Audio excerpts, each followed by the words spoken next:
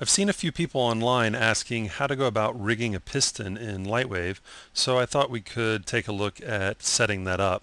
What I did was I got with LightWave artist Mike Rizzuto, and he supplied us this nice little piston model. And we're going to use a technique that I picked up from James Wilmot for rigging this, taking advantage of some of the new rigging options that came about in 9.5. So what we'll do is we'll go ahead and just dive in and get started. The first thing I need to do is create a couple of null objects that are going to help us with the rig here. So I'm just going to bounce over to quad view. Let's add a null, and I'm going to call this goal. And I'm just going to slide it down and slide it over. But I want to zoom in pretty close just so that I can make sure that I'm getting somewhat accurate on my placement.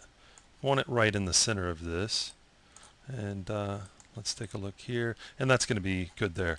Now, while I've got this selected, I need to make another null, but I need it in the same place, so I'm just going to go ahead and clone that. So I'm going to come over to Items, Clone.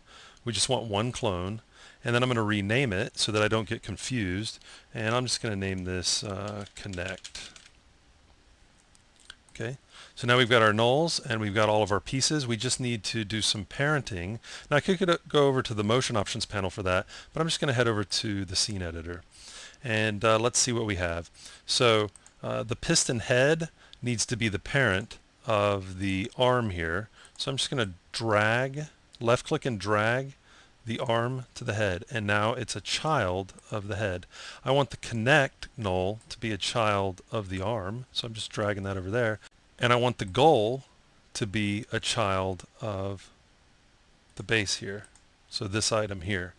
Okay, so now that I have everything parented, it's just time to set up some motion options. So I'm going to head over to M for motion options, and I'm going to grab the connector, the connect null down here, and I'm going to go to IK and modifiers, and for goal I'm going to choose goal, and it's got full-time IK, and you can see it's running up through here.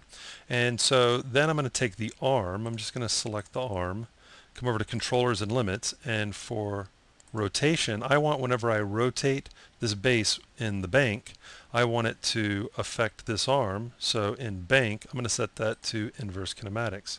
We'll come over to frame 10, select the base, Y for rotate. I'm just going to lock heading and pitch so I don't accidentally rotate it in that. And as I rotate this, you can see it's going to rock, the arm is going to rock back and forth. Of course, it's not staying connected because it's parented to this, this head here, and I need that to slide up and down in this chamber. So what I'm going to do is take advantage of position IK. So let's go over to this object, the head, come over to position, and I want it to slide up and down, being driven by inverse kinematics. So in the Y, I'm going to choose IK. Come back over to the item that's going to control that, and now as I rotate around, even if I rotate all the way around, that's going to stay locked in the Y using inverse kinematics. It's going to slide up and down using bank on the arm. So I'm using rotational IK on the arm and position IK on the head.